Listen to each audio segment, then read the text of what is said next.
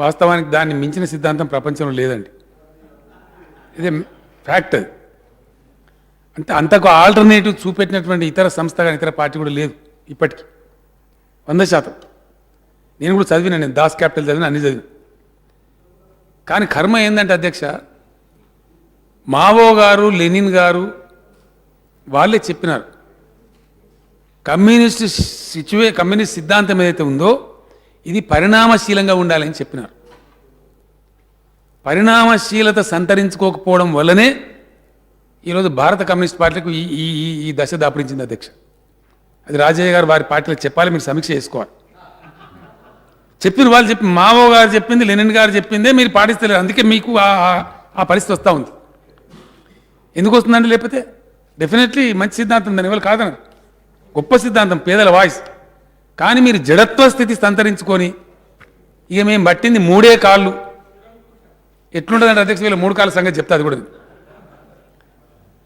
స్వచ్ఛ హైదరాబాద్ అని ఐఏఎస్ అధికారులు అందరినీ కలిసి జిహెచ్ఎంసీ ఎన్నికలకు ముందు అధ్యక్ష ఒక ప్రయత్నం చేసినాం, సిటీని అర్థం చేసుకుందాం. హెచ్ఐసిసిలో మీటింగ్ పెట్టినాం. నేనే స్వయంగా చెప్పిన, సఫాయి కార్మికులు మన తల్లిదండ్రుల తర్వాత అంత ముఖ్యులు మనకొని. మన మూతి ముక్కు చిన్నప్పుడు ఎట్లయితే చీమిడి కూడా దురుస్తారో తల్లిదండ్రులు అసహించుకోకుండా, అట్లా మనం విసర్జించే చెత్త అంతా తుడిచేవాళ్ళు, ఎత్తిపోసేవాళ్ళు వీళ్ళు జిహెచ్ఎంసీ కార్మికులు. మన తల్లిదండ్రుల తర్వాత వాళ్ళంత గొప్పోళ్ళని, సఫాయి అన్నా నీకు సలాం అన్నా అని చెప్పి వాళ్ళ వేతనాలు త్వరలో పెంచబోతున్నాము అని చెప్పినాం సార్. నేను స్వయంగా చెప్పిన. 4వ రోజుకు వీళ్ళు వీళ్ళ ఆర్గనైజేషన్, రాజయ్య గారి పార్టీకి సంబంధించిన ఆర్గనైజేషన్ సిఐటియు వాళ్ళు సమ్మె నోటీస్ ఇస్తారు అధ్యక్ష. ముఖ్యమంత్రి ప్రభుత్వ అధినేత స్వయంగా చెప్పిన తర్వాత సమ్మె నోటీస్ ఇచ్చేటువంటి ఒక జడత్వ స్థితిలో వాళ్ళు ఉన్నారు.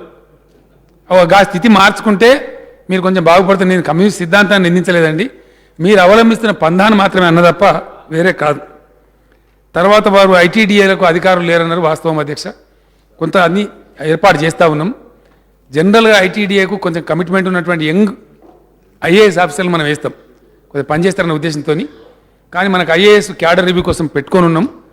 గవర్నమెంట్ ఆఫ్ ఇండియా తక్కువ ఇస్తూ ఉంది. భర్తీ చేసే ప్రయత్నం తప్పకుండా తొందర లోపలనే చేస్తాం అధ్యక్ష. తర్వాత అధ్యక్ష, ఎస్టీలకు కూడా గొర్రెలు ఇవ్వాలని వారు అన్నారు. తప్పకుండా అని మేము చర్చ చేసినప్పుడు వచ్చింది ఇది. ఎందుకంటే ట్రైబల్ ఏజెన్సీ ఏరియాస్లో అక్కడ ఉండేది మొత్తం గిరిజనులే కాబట్టి వేరే వృత్తులు కూడా ఉండయి, కాబట్టి వాళ్ళు పెంచుకుంటారు, వాళ్ళు కూడా మేకలు గొర్రెలు పెంచుకుంటారు. మనకు టీఎస్పీ నుంచి ట్రైబల్ సప్లాన్ నుంచి ఒకవేళ అక్కడ కూడా మనకు డిమాండ్ వచ్చినట్టయితే ఆ ప్రాంతాలలో ట్రైబల్ సప్లాన్ నుండి వాళ్ళకు కూడా ఇచ్చుకుందామని అనుకున్నాం. ఆ ప్రొవిజన్ ఉందండి. ఆ ప్రకారం తప్పకుండా ఆసక్తి ఉండే గిరిజనులు కనుక ఉన్నట్టయితే వాళ్ళకు కూడా పెంచే ప్రయత్నం చేద్దాం అధ్యక్ష. మిగిలిన వేతనాల గురించి వారు చెప్పినారు, అవి ప్రభుత్వం ఆలోచిస్తూ ఉంది. అందరూ కూడా అర్ధాకలితో కాకుండా వీలైనంత వరకు గౌరవంగా బ్రతుకుతూ కడుపు నిండా తింటూ చేతి నిండా పనిచేయాలనే ఆలోచన మా ప్రభుత్వానికి ఉంది. అది మేము రుజువు చేసుకుంటా ఉన్నాం. తప్పకుండా వాటిని కూడా సానుభూతిని పరిశీలిస్తాం అధ్యక్ష.